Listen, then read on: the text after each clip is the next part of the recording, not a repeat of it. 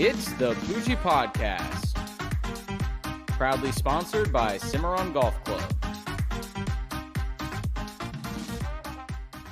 What is going on, Pooj crew? Thank you for being here for episode 79 of the Poojie Podcast. If you're listening on Spotify or Apple, thank you for tuning in wherever you may be, whether it be in the car, at home doing work, maybe some yard work. It's kind of getting hot outside. The grass is growing a little more than normal. Or if you're watching on YouTube trying to kill some time at work, like I know one of our panelists does.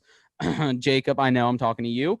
Thank you for being here and tuning in. If you can see behind me, we are here to talk Masters golf. It is officially the first major of the year. We were here for the TPC preview about a month ago, which was a hell of a time. We got our panelist back, Chase, who joined us for TPC, and we got a new panelist here. And I figured, it's the first episode we're recording after the 1-year anniversary of the podcast. So why not bring a new friendly, familiar face on? We got Brandon Tichy here, who you may have seen on some of the Survivor podcasts that we've done in the past. We'll be doing some of those as Survivor officially got announced, as it is now being recorded for season 41. We're excited for that, but we're here to talk Masters golf and some other sports topics. Jacob, I want you to jump in, man. I know you're not big into golf, but as I can see behind you, beautiful course. I mean, there's got to be a little bit of excitement from you as far as just being a sports fan. I think I said this in the last golf podcast we did. Even though I wasn't a golfer growing up, I remember going to TPC with you the one time, and I was just amazed at the beauty of the course. And I mean, look at this. Like, it doesn't matter if you're a sports fan or not. If you play golf, I'm a fan of beautiful places. And beautiful games are played in beautiful places, and I can't wait to watch this beautiful game this weekend. That's great. I'm looking forward to it as well. It's going to be a lot of fun to watch, but I want to get into a few topics real quick. Jacob, we just recorded the Jaguar free agency recap, and recently after that, kind of before the draft, we'll be doing some draft previews coming up with a live stream mock draft as well. Looking forward to that, but seems like one of the questions finally got answered with Sam Darnold being sent from the Jets to the Panthers. Yes, I know in terms of thinking of what are the Jets going to do, the obvious thing is quarterback, but people are like, wait just a second. They have Sam Darnold. Well, guess what? He got sent to the Panthers. So I am 99.99% sure they're going to go quarterback. If they don't, it's wild. But yes, I feel like a domino fell that just made sure we know quarterback is definitely going 1 and 2. Question is, does it go 3? Does it maybe even go 4? Because the Falcons are now looking at potentially moving out. So it's going to be a crazy draft, I feel, with QBs at the top. It's going to be fun. I can't wait to dig more into that in future episodes we have here coming up in April. I think now it kind of feels like the 49ers are on the clock. It feels like it's 100% Trevor Lawrence, then Zach Wilson, and now the 49ers with the number 3 pick are on the clock. Is it going to be Mac Jones or Justin Fields, or maybe they go a different route and go Trey Lance? Who knows? I don't know. Kyle Shanahan's wild out there.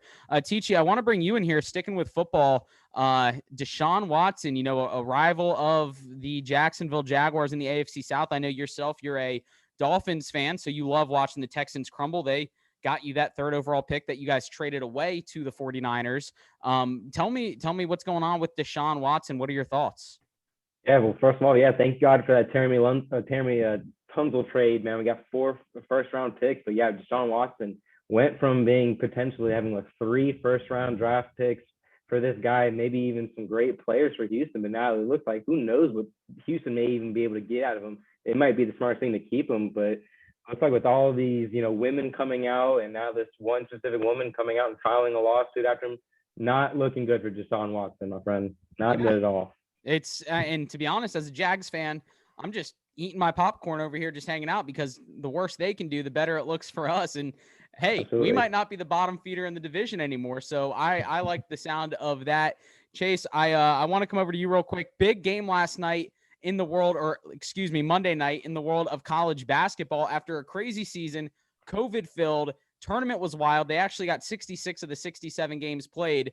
The 2 best teams in college basketball, Gonzaga versus Baylor, met in the championship. What were your thoughts? It was a beatdown from start to finish. I mean, Gonzaga came out and did not perform as well as they needed to, as they have done all season. I think they may have got a little hung up and hung over on their undefeated record. And Baylor came in with a chip on their shoulder and took care of business from the tip. I mean, they didn't They never trailed at one point in any of the game, and it was surprising to see how dominant was Gonzaga this entire season. So, I mean, it was for them to be able to knock down threes, and then the guy that ended up, pardon me on his name, but the guy that shot down or knocked down the game winner against in the Final Four, he ended up having 4 fouls in the first half. So, Jalen Suggs. Yeah, Jalen yes, Suggs. thank you. Yeah. So, yeah, wild game. And, to be honest with you, it should have been the writing on the wall. Gonzaga barely hung with UCLA, which was a surprise team the entire tournament coming out of the West Coast Conference, the WCC. I mean, they had not played a team like Baylor the whole season. And even Mike Golick tweeted out, Baylor lifts with the football team. Gonzaga can't do that. So I kind of thought that was a little funny. You're just talking about the physicality. They looked more physical the whole game. Oh, yeah. And in my opinion, the better team won. They had a stretch of 3 weeks during the season where Baylor wasn't playing because of COVID. I think a lot of people were writing them off. They were the third favorite in the ESPN Tournament Challenge to win. Luckily, I had them kind of save my bracket a little bit. I finished in the top 5. But shout out to Holden for winning the Tournament Challenge, coming in first with Baylor winning, and Matt Maynard coming in second. But I got to give a shout out to Luke as well, was leading the entire way with Gonzaga to win and lost it at the very end. So shout out to Luke and Kyle as well, guest of the podcast for the TPC episode. So big shout out to everyone that participated. Thank you, Holden. You'll be getting some of this sweet merchandise. Take a look. Merchandise store is open. We got hats, we got polos, we got shirts, we got cups, anything you need. Anything you need, we got it for you. Tumblers, whatever, coffee mugs, PoojiePodshop.com. Go check it out and use code PODFAN, PODFAN, all caps, no spaces, to get 15% off if you're listening. Shipping's pretty quick from what I've heard, except for Teachy, who apparently had to wait 2.5 weeks. What was that all about, Teachy? Come on, man. Yeah, unfortunately, I don't know what the hell that was. I guess they must have forgot my house set, but no, I got it one day, got my hat right here, but boom. Feels great. I know you're down in a pretty desirable area of the country, so maybe the USPS driver just stopped off at the beach or something to hang out before delivering your hat. It had to be. that must have been what happened. And 2 last topics, Jacob. Big Cubs fan, but also a big fan of booing people that cheat, and that's what happened in the Angels-Astros game recently. What were your thoughts on that? I mean, what do you expect? I think that was their first game in their stadium since the whole scandal, but with fans at least. Yeah. There was a TikTok I actually saw, big on TikTok, of the guy that I think made it. It was probably taken down. I was trying to find it. It's nowhere to be found, so I'm sure he took it down after all this. But it was like a big inflatable beer can, I believe, that he like scratched the paint or removed the paint with something and drew all the lines for the garbage can and then threw it on the field at the game.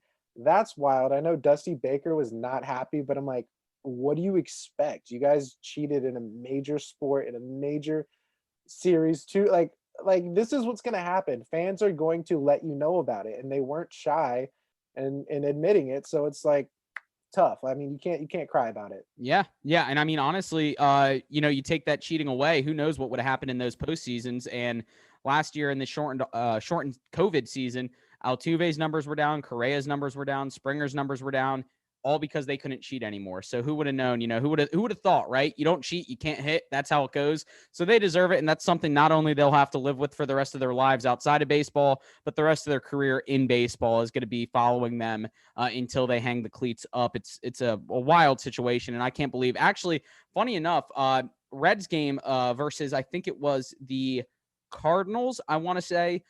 Nick Castellanos, outfielder for the Reds, slides into home, taunts the pitcher, gets suspended for a few games. Not one player on the Astros got suspended for the whole cheating scandal. They stole a World Series ring from somebody. This guy taunts the pitcher after sliding into home plate, and he gets 3 games. So that just kind of tells you the direction of baseball right now. Not a fun league to be a part of. Not like the NBA for sure. NFL's adapting. Baseball needs to catch up with their fun times. So, and then last topic, Teachy, I want to bring you in here. Known you since college. I've known you had a little bit of UNC blood in you, being a basketball fan. Roy Williams, after 30-plus years and a few championships, ends up retiring from Tobacco Road, Tar Heel favorite. Followed, so many great coaches, Dean Smith and so many. Roy Williams hangs up the whistle, no longer coaching at North Carolina. Yeah, man. What a fantastic career. Started off in Kansas, winning championships, and went to North Carolina and won championships. So, just had a legendary career, man. It's kind of hard to believe that, it's kind of hard to see North Carolina without Roy Williams. You know, same thing with like kind of Duke. It's going to be hard to imagine Mike Krzyzewski not being the head coach one day of Duke. But, you know, I know my dad, you know, he thinks this might be truly the beginning of the end, but we'll see. They hired Hubert Davis, which was a former player, as their new head coach. So we'll see if he can keep the recruits in and get them going, because I know they just lost a pretty big time player transferring out of there. So we'll see. Yeah, it's tough. Anytime that big of a shift happens, it's always tough for the fans. We dealt with it with Danny White and you know, even Scott Frost, not necessarily Josh Heupel, but anytime a big shift like that happens, the fan base is always going to be a little bit worried. So we'll see what happens for UNC. They are a blue blood program. You got to think that they're too big to fail. That's kind of the feeling that I get. So I think they'll bounce back. That's a destination program for any young talent in the high school basketball world to go play for college. Well, guys, we are coming off Easter weekend. Here we are, first episode after Easter. I just got to ask, we'll just go quick few seconds. Best Easter candy of all time. I'll start it off. I'm going to go Cadbury eggs, but not the chocolate Cadbury eggs. I'm going to go the ones with the little shell on the outside that you don't know if that's there for flavoring or just for color or what it is, but the Cadbury mini eggs with the little hard shell. That's my number one Easter candy. What about you guys? I have to go with the Reese's Easter eggs, man. Those are gas. Pull my heartstrings on that one, man. Yeah, man. How can you not have Easter without Peeps, guys? Come on, Peeps are the most legendary one, right? Marshmallow. Overrated. Overrated. Hey, I agree with that. Yeah. No. You know what? I say Peeps. I say people need to start using them for s'mores. All right. You roast the peep. Whoa. I'm just saying it might seem a little unethical. Don't get that might be fire. Yeah, but you use the Peeps as the marshmallow. You throw it between some graham crackers with some chocolate, maybe even a Reese's. Who knows? Maybe we're coming up with a brand new. That would probably terrorize a child that you're burning this little bunny. No, not after they taste the finished product. They'll be don't let them watch. Just make them eat it. Why haven't we done this before? All right, Jake. What about you, man? I think I agree with Chase. I think anything with chocolate and peanut butter tastes amazing. I personally like the chocolate or the peanut butter M&Ms. And they make them like all like shaped like Easter eggs during Easter time. They're the same candy as year round, but I have to agree with Chase. Peanut butter and chocolate just go together amazingly. I like it. Well, yeah, great Easter. Finally able to be back with some family and hang out and enjoy the weekend down in Orlando. So I definitely enjoyed that. But here we are coming off March Madness, going into the Masters, guys. It is officially Jim Nantz season. Jim Nantz is back and he is in his element. That guy has the best life of all time. Bar none, announcing golf tournaments. Hello, friends. What do you guys say? Oh, man, I'm so jealous of Jim Nantz. I mean, his voice is definitely associated with Butler Cabin, especially in my mind. Sunday, Butler Cabin, your first opening of the Masters. Hello, friends. Welcome back. You know, it's just iconic. Yeah, we talk about Roy Williams retiring. What are we going to do when freaking Jim Nantz is off the mic for the Masters? I'm kind of scared to even think about that. Cry. We're all going to cry is what we're going to do. I'm just going to cry. Teachy, you're sporting the Masters hat here. You must be pretty excited. I mean, excited. I can't wait till we get into this conversation, man. I got an infinite amount of things to think about, especially when it comes to Masters week. I love it. It's my favorite tournament of golf. You know, it's just wonderful, absolutely great. So I can't wait till we get into this. Let's do it. I have a question. So you start with, some tournaments back in December, January. You have Tournament of Champions. You have Waste Management. You have TPC. Does this feel like the start of golf season, the Masters? Does it feel like the start of golf seasons? Chase, you seem to have a reaction there. What do you got? It's definitely the start of spring. I mean, the Masters tournament that is when spring starts in my mind. And like Teachy was saying, everyone plays to win the Masters. Everyone wants to win a green jacket. It is the most coveted event in golf. It is very, handy for the amateur play as well. Just like Teachy said, man, I'm amped to get hop into this subject, man. It's my favorite tournament of the year too. I look forward to this 51 weeks out of the year. So I'm looking forward to it. Jacob, anything from you with the Masters? I know you said you're excited just to watch the scenery. I mean, I can't blame you there. Yeah, I mean, the thing that golf definitely has for it, if you're not like a fan or you play the sport, is that it's just beautiful, like to see the different locations they play. Something that I kind of think of as a very casual observer of golf, as I've said before, is like when you think of the Masters, you at least think, at least our generation, of like Tiger Woods.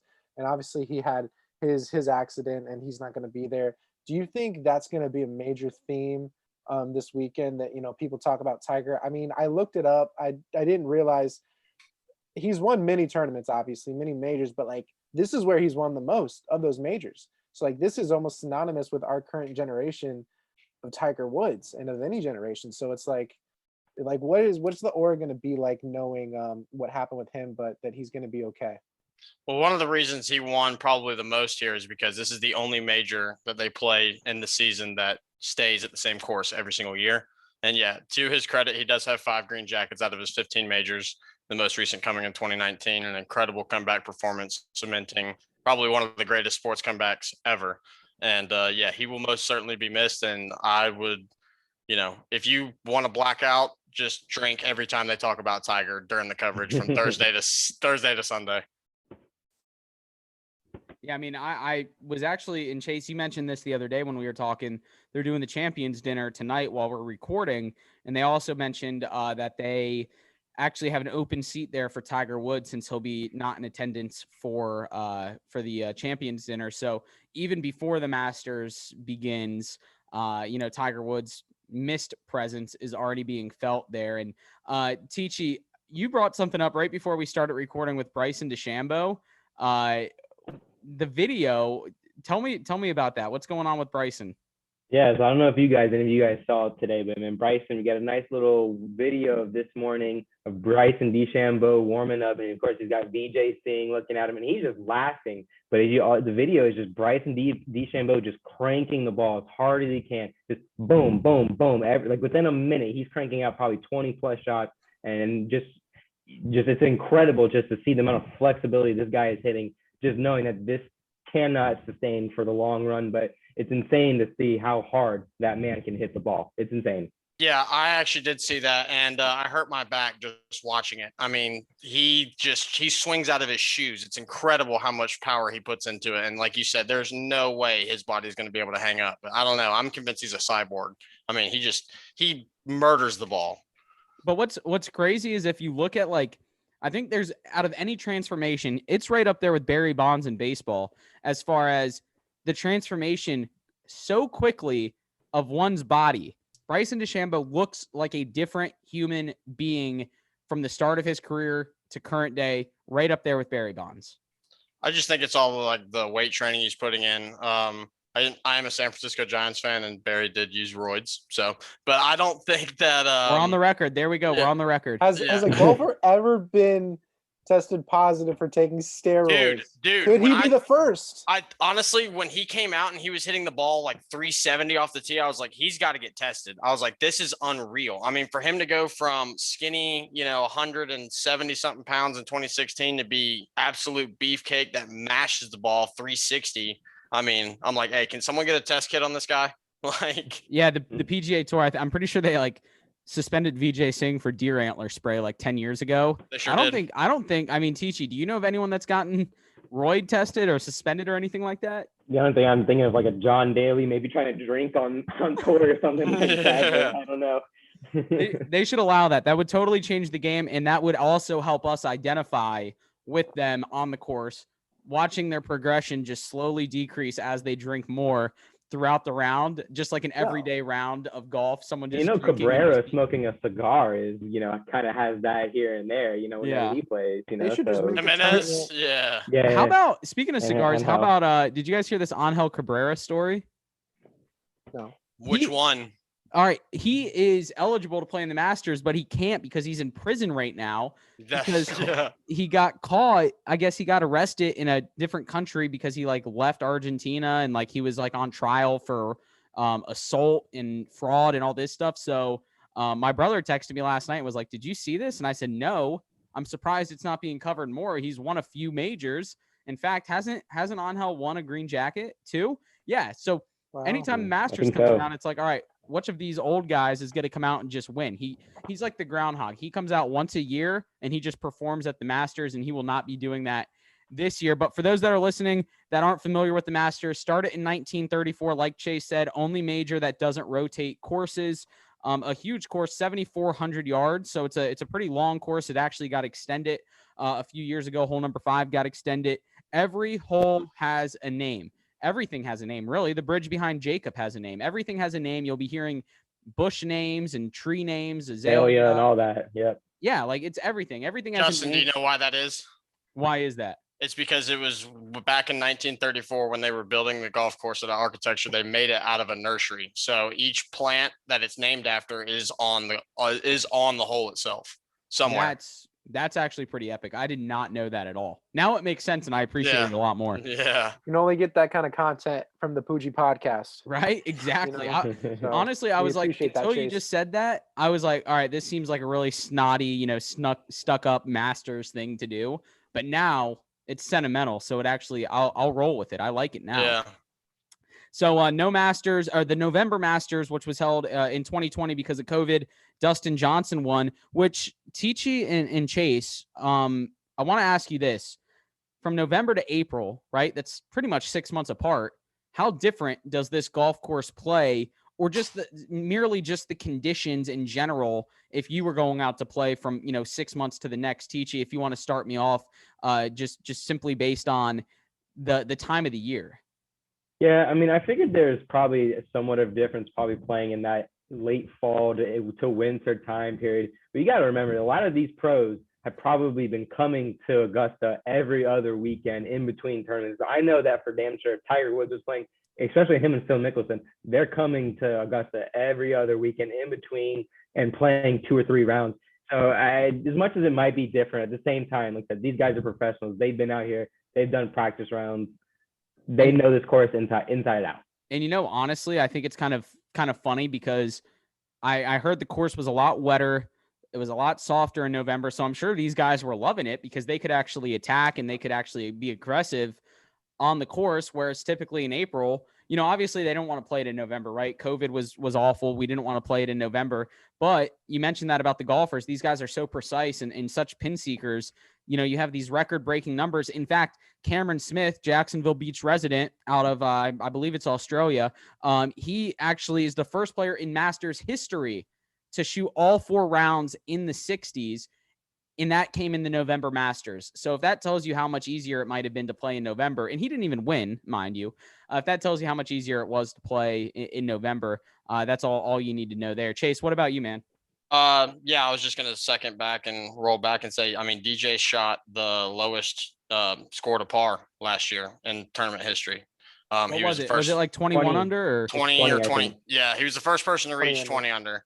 I think he just went berserk, but the playing conditions, the golf course was set up completely different, especially in November. I mean, you've got daylight to concerns with. They were sending people off 1 and 10T, and the humidity in November and the way that the golf course is set up, especially with the way that the grass grows in different parts of the, in seasons, it was set up a lot, quote unquote, easier. It's still Augusta National. You still have to go out there and hit your golf shots and hit them on the correct shelves. But there's reason. I mean, coincidence? No, it's just because it was set up a little bit more. So I'm interested to see how much higher they're going to, or if they're going to try to make it that much more difficult because they're like, oh, you're going to come out here and shoot 20 under. Okay. So that'll be something interesting. We'll get into in a little bit. Low score of the round or of the tournament. I kind of want to get into that.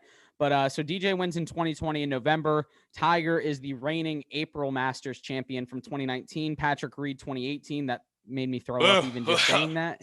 Yeah, I didn't even say that. We erased that. Sergio 2017. And then interesting. Okay, so Spieth 2015, 2016. Does any of you guys remember who won 2016? Danny Willett. Danny Willett. So Danny Willett wins in 2016. It's up there with like Lucas Glover winning the U.S. Open. It's like one of those random, Louis Oosthuizen. Charles Schwartzel in 2012 or 2011, whatever it was. It's one of those, and he won by way of Jordan Spieth collapsing in an attempt to win back-to-back Masters.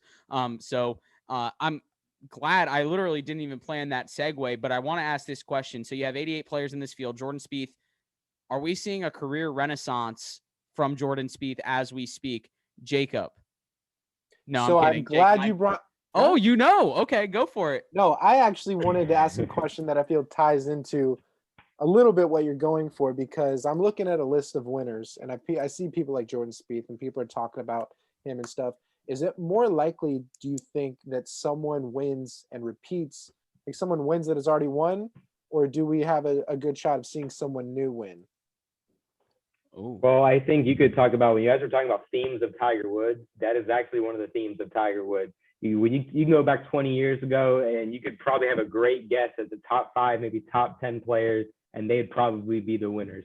Now, because of Tiger Woods, you can take every single player, maybe minus the amateurs, but even still you can count the amateurs, throw a dart, and you are not surprised at that person winning. I mean, today is just every single person on tour, they're all good. It's just like that commercial that they have, and these guys are good, every single one of them. Yeah.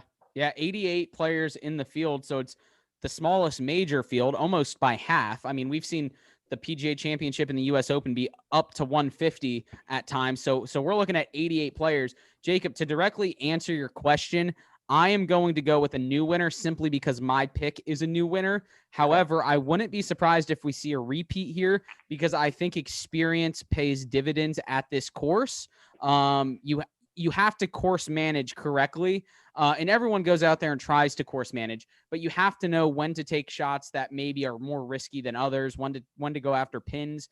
Not only is it difficult to hit these greens, but when you miss these greens, your second shot then becomes even more difficult. So you look at it, DJ, Patrick Reed, Sergio, Jordan Spieth, and so on. I think a lot of those guys even have a good chance at winning this year based on recent performance. Specifically Jordan Spieth. But I'll get to this later, I'm going to go with a new winner of the Masters, a new green jacket recipient. Ooh. And that's kind of why I wanted to go and ask this question now before you guys really got into your picks. So obviously your picks would kind of suggest what you think, and it was just more of a broad question. So I'm glad you kind of answered it and foreshadowed toward later in the podcast. And I have a question for you guys. We just talked about Bryson. He's obviously known as a long ball hitter. He actually kind of disrespected the course in a way back in November, calling it a par 68 course based on his game. And he then proceeded to miss the cut. So joke's on you, Bryson DeChambeau. Do you guys think he'll learn anything from that experience in November and maybe try and play more to the course? Or do you think we're just going to see the Bryson DeChambeau we all know? And hell, if he hits it 20 yards deep into the pine straw, he's okay with it. That's exactly what's going to happen. And on both sides of the ball here, because one, he's obviously going to learn from the mistakes he made in November. And two, this is the only golf course that they play where longer off the tee equates to lower scores. And it's because of the elevated shots that you can hit into those extreme slopes and different shelves and stuff they have on those extremely undulated greens. I wanted to circle way back to the beginning and just say that about the beauty of this golf course. I had the fortune of going back in 2010, and it is like stepping into a picture frame. There's not a piece of pine straw out of place. There's not a blade of grass out of place. They have a contest every year to see who can count the most weeds on the grounds. The record is 3. Okay. I mean, it's perfect. All he has to do is keep it in play. I think his nerves will be just a little bit better coming in. So we'll see how it goes for him. Yeah. I mean, it's fun to watch his style of play, but at the same time, it's also kind of fun to watch it bite him in the ass every now and then. We've seen it pay off for him, but then we've also seen it go in the exact opposite direction from him trying to, eagle a hole to then he ends up with a triple bogey. And it's, those types of, that type of variance, I think, is what makes him such an interesting guy to watch. In Tichy, I want to swing over to you we had just kind of recently brought up Jordan Spieth. I think Jordan Spieth is such an interesting golfer for a few reasons. I think more so because when you watch Jordan Spieth, you can picture yourself playing alongside of him on a weekend at your local course. He seems like the kind of guy that would enjoy having a round of golf with, a few friends that might just meet up for, a twosome or a threesome. So I want to root for Jordan Spieth. I think for a long time I was down on Jordan Spieth. Actually, I was down on Jordan Spieth. Do you think him winning in Texas, do you think that's where he wanted to get and now, okay, we're going to see him decline again? Or do you think this is the resurgence? Do you think this is the renaissance of Jordan Spieth's career? I really hope we get a resurgence of Jordan Spieth's career, because we're talking about one of the guys who had come up and you thought, this guy's, here's that next Tiger, here's that next just pure golf talent, just beautiful swing, can hit the ball far, can hit the iron, can do it all, but then just went downhill out of nowhere. And you're just thinking, wow, just what happened to this guy? So I dear hope so. Kind of going back to what you were saying about as far as having a friendly conversation, he's best friends with Justin Thomas. I couldn't imagine them growing up and playing a round of golf in high school, like, playing with them. Like, that must have been just incredible. And then seeing both those guys are just major PGA Tour winners on top of that. So just, like I said, I hope the best for him. I mean, he's not going to be one of the picks I'm picking today, but I hope so. Yeah, right. It's a little lofty. Yeah, go for it, Jacob. Anyone picking Brooks Koepka, my guy? Negative. All right. Fresh off surgery. Come on. Well, he's a monster. He's like, yeah, my knee's screwed up, but guess what?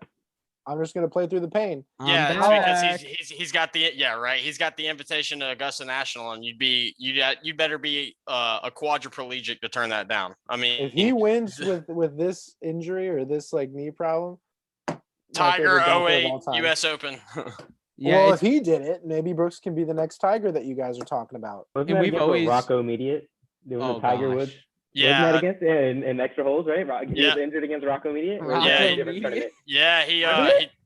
had he went into the tournament with his ACL torn, dropped that putt on 18 to get into an 18-hole playoff the next day with Rocco and beat him by like a stroke. I think. This is exactly what he needs. He needs something to lower his expectations, and then he's just going to come out firing, and you'll be surprised. Oh, that's it. Okay.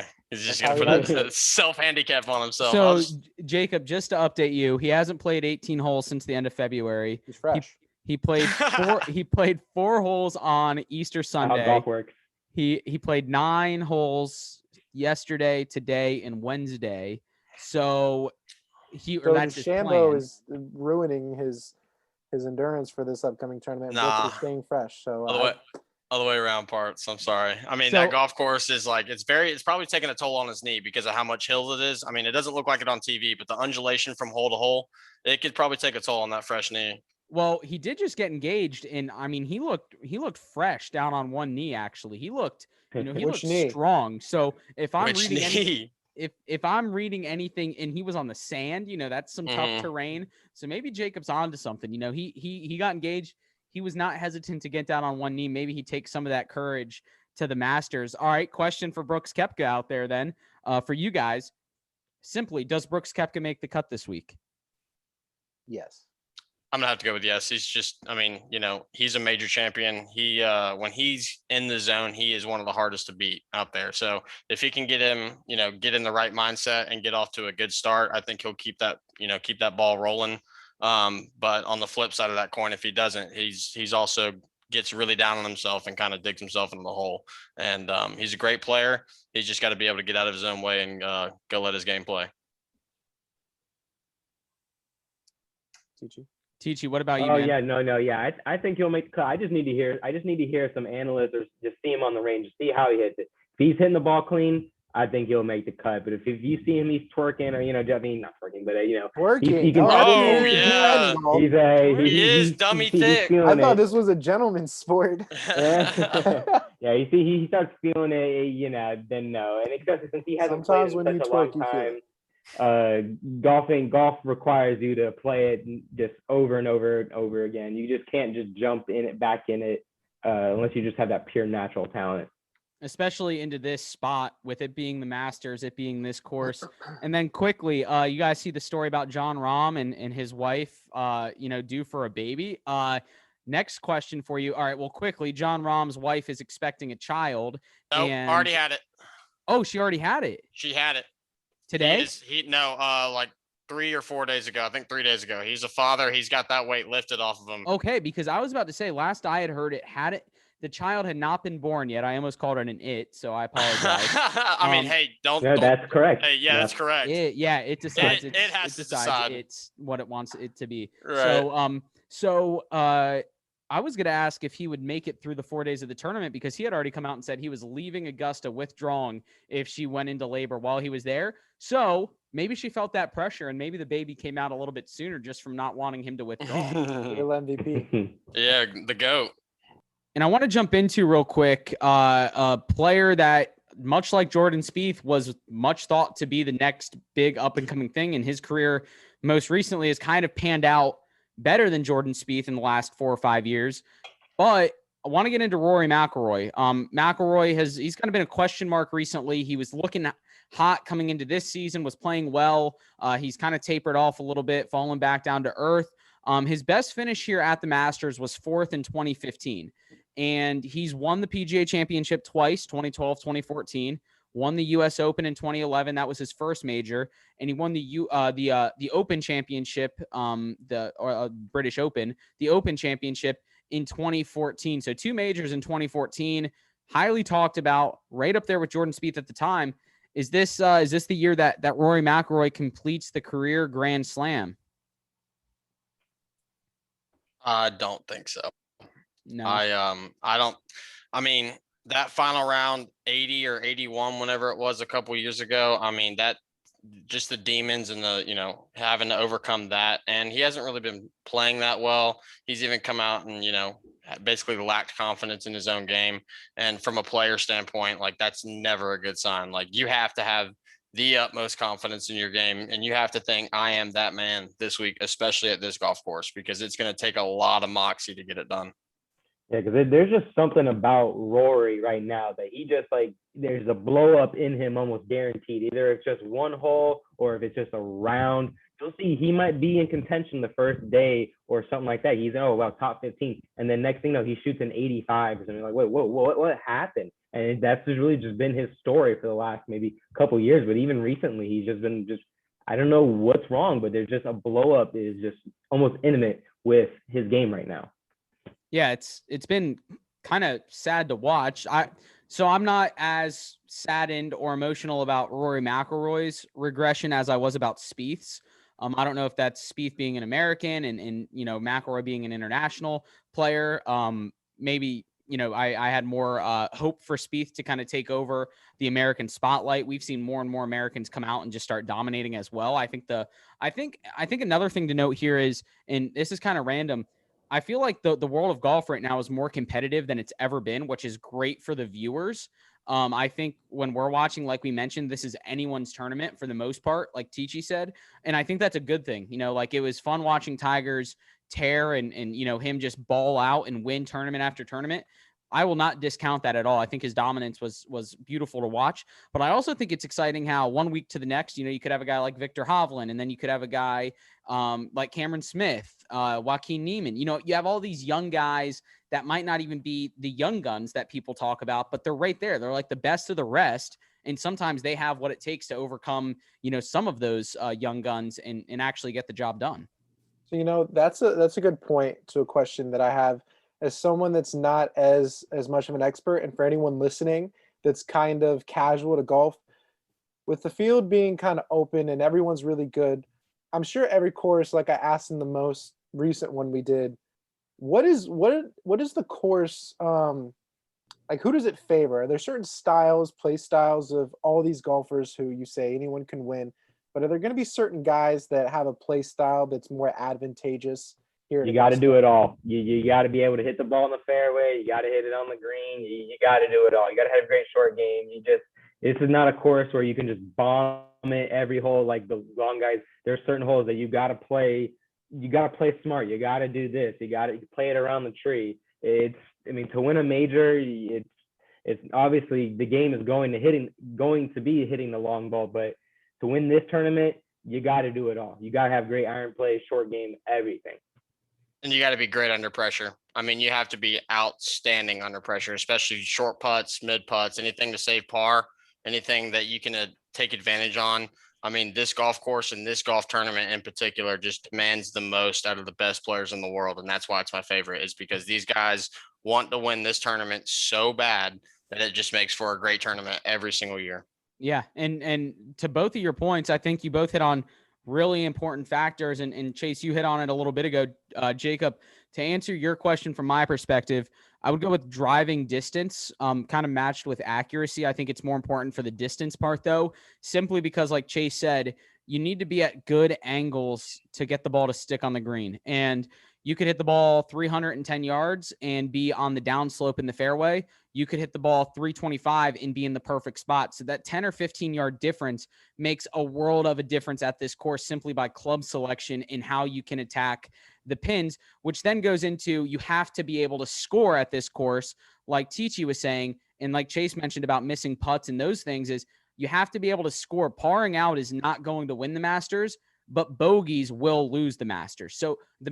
So you have to be able to turn those pars into birdies and not turn those pars into bogeys. You have to be able to score, which sounds cliche when you're talking golf, but it's not just gaining strokes off the tee or gaining strokes on approach or gaining strokes on the green. You have to gain strokes from tee to green. I think those are the three most important. You got to drive, you got to score, and you got to just gain strokes in every aspect of your game.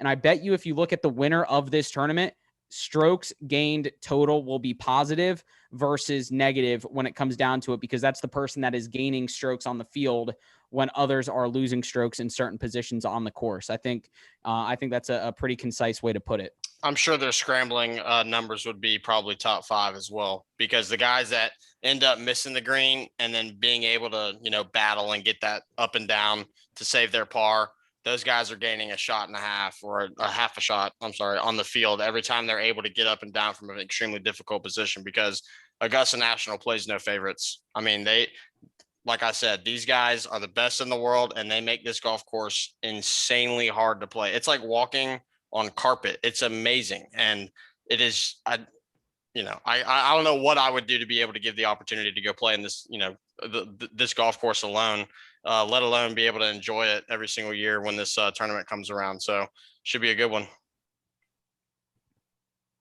All right. So, I mean, I guess that kind of is what I figured, is this is such a big championship that it's kind of like all around game. But now let's probably get into some picks now. And Justin, I know we kind of did like top 20s, top 10s, So what about you, like for top 20 players, or who do you think is kind of a lock to finish up there? Yeah. I mean, what do you guys think? Do you want to go everyone do the top 20s, or you just want to roll through your list all at once? What do you think's easier? I like the roll it through each pick. Whoops. Okay. We got some music. Well, I'll start it off in real quick. In the YouTube link below, if you're listening on Spotify or Apple, go check us out on Instagram. I'll put it in the bio there. Join our fantasy golf league on themasters.com. It's actually a really fun way to kind of compete. Free to join. You pick a first-time entrant into the tournament. You pick a first-timer. You pick a past champion. You pick an American, and you pick an international player. You pick 4 guys. You get points based on their score, similar to how FanDuel or DraftKings would work. And then the tiebreaker is total pars in the entire tournament from Thursday at 8 a.m. till Sunday when the final putt drops. It is total pars. That's the tiebreaker. Go join. It is the Poojie Podcast on masters.com. I will post the link below. But to get into these picks, I'm excited because I feel like from top 20 to top what's up, Chase? Go for it. It's also on the app. Oh, yeah, you can go on the app too. So if you have the Masters app, you can do it there. It's probably a lot easier, actually. Oh, man, and it is a awesome app. If you guys are trying to watch this tournament, I mean, you're going to get every single shot of coverage you need from this app. So definitely go check it out. And I'm glad you brought that up, actually, because if there's one thing I've always kind of disliked about the Masters, it was when it was only on TV from like 3 to 6 p.m. Oh, to that point, they've now introduced something, including bringing it back from last year. You can see every single shot from whatever player you want throughout the entire tournament. All you have to do is select it, and you get your own personalized broadcast for that player. Yeah, and that's what golf needs, actually, to grow the sport, because what's the kid that's in the middle of Denver, Colorado supposed to do when he wants to watch, Xander Schauffele play and he can't watch him because he's not on the feature groups or on the coverage? So that's definitely how you grow the sport. It's just like any other sport. You can tune into your favorite team. So I definitely like that feature. So I'm going to go with my top 20, the young Chilean. I'm going to go with Joaquin Niemann. I think he has been playing exceptionally well. He's tied for 43rd or better in his last 5 tournaments. And if he can put it all together, I think top 10 is not out of reach, but I'm going to go with him for a top 20. My top 10 is going to be Matthew Fitzpatrick, kind of an unknown Englishman or Irelandman. Is he English or Ireland? English, yeah. An unknown, Fleetwood, Paul Casey, all them kind of overshadow him. I'm going to go with Fitzpatrick for a top 10. My top 5 is going to be Victor Hovland. I think he puts it together this week in a very nice way. And my champion, and I'm going to kill myself for saying this because everyone's going to take him on FanDuel, I'm going to go with Patrick Cantlay to win the Masters 2021. I think he is due for a big win, and he hasn't proven to me yet that he can't get over the hump, that he can't get to the pinnacle of the sport. I think this is the week that he wins the tournament. I'm also going to give a sleeper. Jason Kokrak, I think, is someone to look out for this week. Not a lot of people know who he is. He's one of those journeyman golfers who is just kind of, consistently top 30, top 40. He has actually played ridiculously well the last month. Tied for 9th at the WGC Workday, tied for 8th at the Arnold Palmer, tied for 9th at TPC, and no one would have known that unless we just said it here on the podcast. He has been tied for 42 or better in the last 5 tournaments. Jason Kokrak, and then the person I'm fading is Scotty Scheffler. He has played a hell of a lot of golf in the last month, almost too much, and Chase talked about it with fatigue. I think fatigue is going to set in for Scotty Scheffler. He's played almost 10 or 11 rounds in the last 2 weeks, which a lot of us would love to do, but I'm sure he is going to feel it in his body at Augusta this week. So Neiman, Fitzpatrick, Hovland, Cantlay, Kokrak as the sleeper, Scheffler as the fade. That's who I got, Jacob. Sweet. Who wants to go next? Chase, how about you? All right. What you got? I like Justin's picks, going with all of the young bloods and the new guys coming in, especially the international players. The international players haven't had a stretch where they've gone without a green jacket for more than 4 years, and last year was the 3rd year that an American won it in a row. Just a nice little tidbit there. Oh boy. So for my lead guy, top 20, I'm going to take prior winner, 2013 champion Adam Scott. Ridiculous game off the tee, in the fairway. Tee to green is going to be amazing. Not the greatest putter, which is why I'm putting him in the top 20. I think that guy could go out there and have 28 to 30 putts each and every round and still find his way to the top 20. I'm going to go top 10, John Rahm. Fresh off of his birth of his child, got the pressure relieved from him, has played well in recent years at the Masters. That golf course lines up well for him. So I like the Spaniard there at top 10. Top 5, I'm going to go with Cameron Smith after a very good performance last year. Only player in Masters history to shoot 4 rounds under par. 4 rounds under the 70s, which is incredible at that golf course to be able to go out and mentally, keep yourself in contention and go. I mean, like he said in his interview last year, if he goes out there and posts minus 15 every year, he's going to find a Masters championship, or he's going to get himself a green jacket here at the end of the line.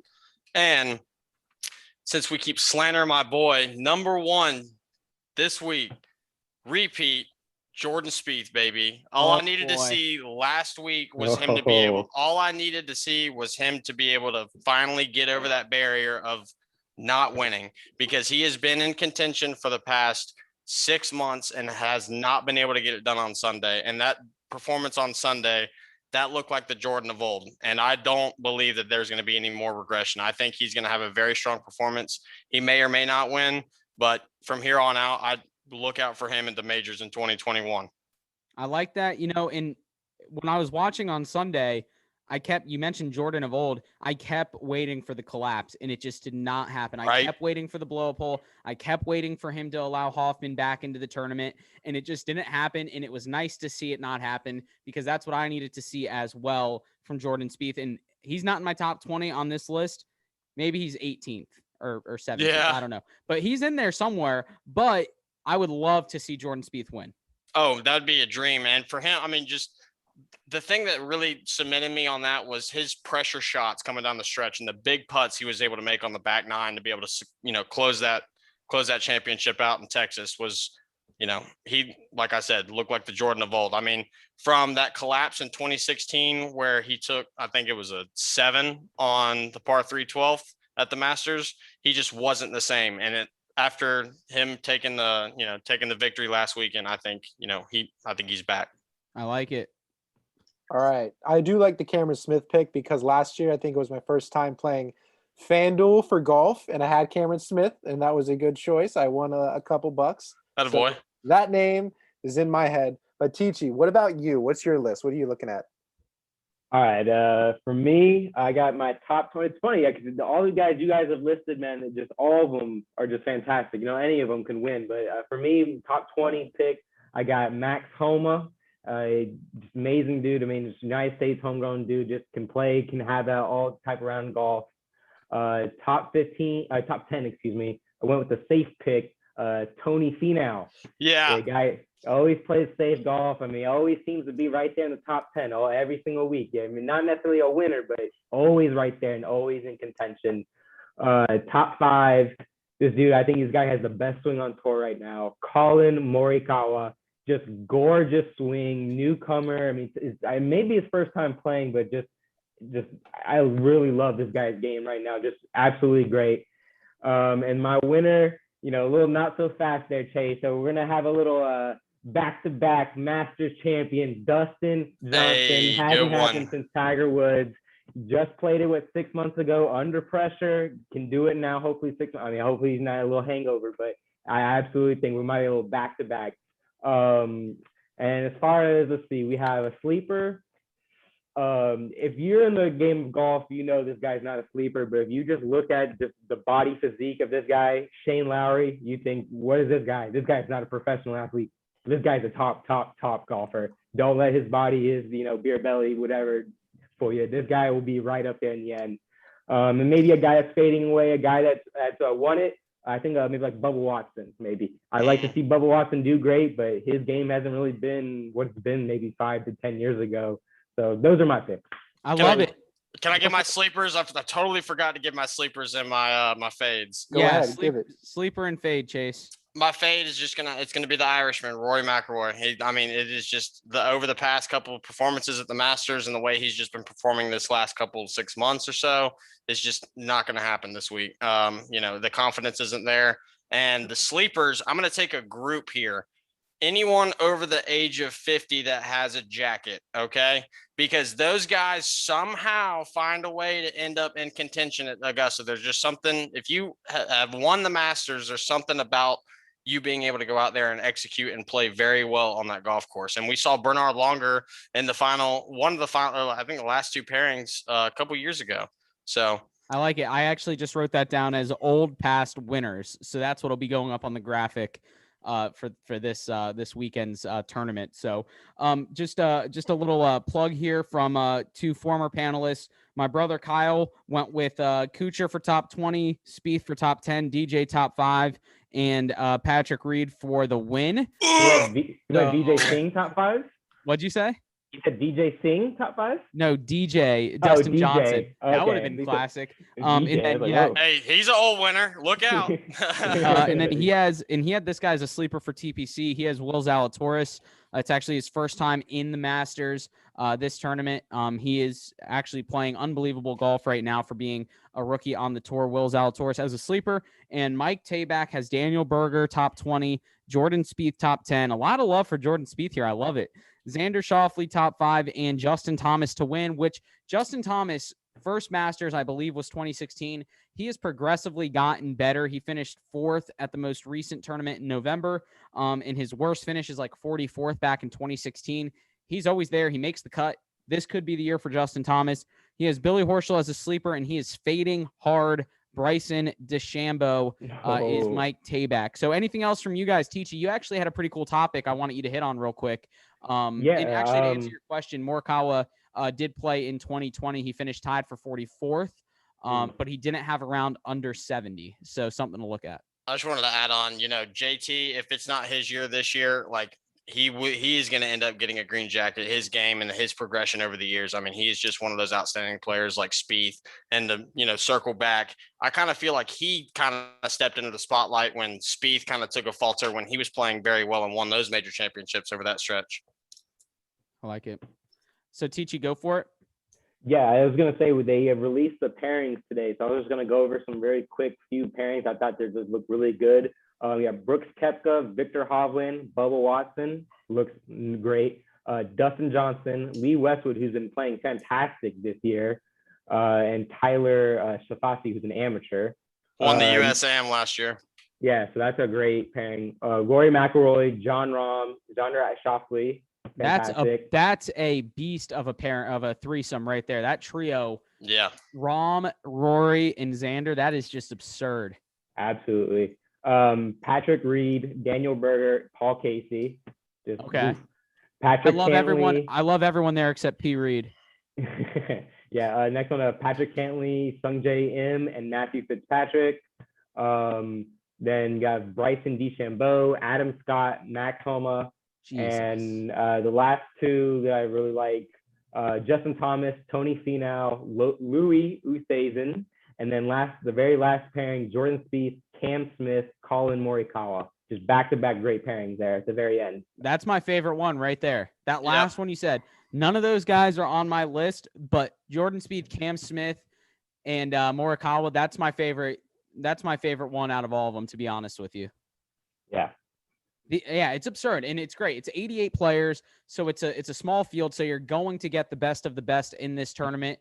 Even we've seen some amateurs actually shoot pretty low at this tournament and at least make the cut and be competitive. Even with some of the guys that are in the field this year have played here as amateurs, like Victor Hovland did. He finished tied for 32nd as an amateur. So amateurs here, it's not like no one's played this course before. I know they play it, for some different tournaments at the amateur level. I know the ladies have played the course as well. It's a prestigious course. It's a very exclusive course, but I feel like a lot of people do have familiarity with it. And I think that's why we see so much excitement in this tournament for the first major of the year. Anything else from you guys before we head out to enjoy this tournament this coming weekend? I'd like to do two things. I think the Masters probably has one of the most unique trophies in all of sports, a green jacket. I mean, how cool is that? I mean, they're just one of the most unique things all of sports to actually have. And I don't know if you guys know this, but the Masters tournament is considered one of the hardest sports tickets in the world to get. It's harder than the Super Bowl, harder than the NBA Finals. I think maybe only the World Cup might be a harder ticket, but I mean, it is the hardest thing to get in sports to go see. It's because it goes through a selection process, and I've actually I've applied for like 2 years straight and haven't got selected. So you can't go out and buy these things, and you can't scalp them because it's specific to a person. They actually fixed that because back in 2010 when I went, I paid $600 for a Wednesday ticket, and that's only usually about $100. So it's extreme markup, but it was the best experience of my life. I mean, I shook Arnold Palmer's hand when he was wearing his green jacket on the backside of 13. It was awesome. But I have actually chalked. You say that, Tichy. I have chalked this up to a sporting event that I will likely never attend, and I have had to accept that at least for the competitive rounds, Thursday to Sunday, because I still have a dream of going to the Final Four and going to the Super Bowl, going to the World Series. I feel like all that stuff I can accomplish, but you talk about the exclusivity of this particular tournament in the world of golf, in the world of sports. I've already had to stomach and accept the fact that I will likely never go to a competitive round. And if I ever do get the opportunity to, it's just that much sweeter because I've already assumed that I will never be there in my lifetime. So I'm excited to watch. I've had to grow to love it more on TV, just simply watching golf on TV. It's been fun. But anything else from you guys? Jacob, anything from you? Thanks for being here, man, and throwing in your 2 cents on some golf topics. Yeah, of course. I mean, I'm obviously an expert in amateur golf. So I think it was just interesting going back to my original question about will it be returning or a winner that repeats, or will it be someone new? And, you guys picked Dustin Johnson for Tichy, Jordan Spieth for Chase, and then Justin had Patrick Cantlay. So it looks like Justin was kind of going for someone that, correct me if I'm wrong, has never won. And you guys are going for repeats. So it'll be exciting to see, because like you guys say, I kind of understand this as a golf fan or amateur golf fan, is that anybody really has a shot. It's just about who kind of, gets down and dirty and just stays focused and doesn't let the pressure get to them. The one thing I wanted to add, you guys kept hitting on, like, this is the smallest, so an extremely small field, is because this is the only invitational major. Like the US Open, the British Open, the PGA Championship allows like people that usually don't play on tour, but like PGA Tour pros, you can qualify for it. This Masters, you have to meet a certain set of criteria, and they send you an invitation. So, and if you're a past champion, you get a lifetime exemption. If you win one of the other majors, you get a 5-year exemption. If you win a tournament during the year, that's how you get an exemption. And then I'm glad you mentioned that, Chase. It kind of has a lot of similarities to the college football playoff. The more you started talking about that, just an invitational. If you've been there before, you're yeah. if you're a specific person, you're invited back. So a lot more similarities between the Masters and the college football playoff than we want to think, but it's there. You just spelled it out for us. I mean, exactly. Well, not quite, because the guy that ended up, Bobby Jones, my favorite golfer of all time, because he, like myself, was a mechanical engineer and the greatest amateur player of all time. Only guy to ever win the Grand Slam, quote unquote, because they didn't have the Masters back in the day. Yeah. Anyway, so this is a great amateur event. So that would be like letting a UCF or a Cinderella team in, or letting someone that's not supposed to be in on a regular basis, just in the off chance that, hey, but so there's where similar. You brought up a fantastic point there. Just in the off chance that something could happen. I love it. We saw a lot of upsets in March Madness. Football season, basketball season are now over. We are on to baseball, golf. We have hockey going on. NBA is trying to figure out who wants to be good in that sport, because everyone's hurt and everyone's out and no one knows who's good and who's not. And the Magic are good now that they traded all their good players away and they beat the Clippers, and no one knows anything about that. So, but it's fun, guys. It's been fun doing this. I love doing the golf episodes. I love doing every episode, but golf specifically because, I love the sport so much. I love playing it. I love watching it. And I love doing these, giving you guys a chance to come on and talk and shed some of your insight on the sport, on these tournaments, on these majors, all that good stuff. Fans out there listening, watching, thank you for being here to support. Go follow us on social media, Instagram, Twitter. We're on Facebook, YouTube. Go subscribe and hit the notification bell as well to be updated every time we get new content put out for you guys. This is what we do it for, you guys. And thank you to all of our sponsors, Cimarron Golf Club, Shores Pub, Mandarin, and Strings Sports Brewery. Hell, all of that ties into the Masters. I might be at both those places this weekend at some point to watch some Masters golf. It's going to be a fun weekend of sports. F1 racing is back as well. Race on Sunday morning, leading you perfectly into the Masters tournament on Sunday morning. NASCAR is back as well. It's just going to be a great weekend of sports, and we are done with episode 79. Fans, thank you for being here. Go follow us, go do all that good stuff, and go make this world a better place. Until next time, take care. Thanks. How can I be the man when you're the man? How can I be the man when you're the man? How can I be the man when you're the man?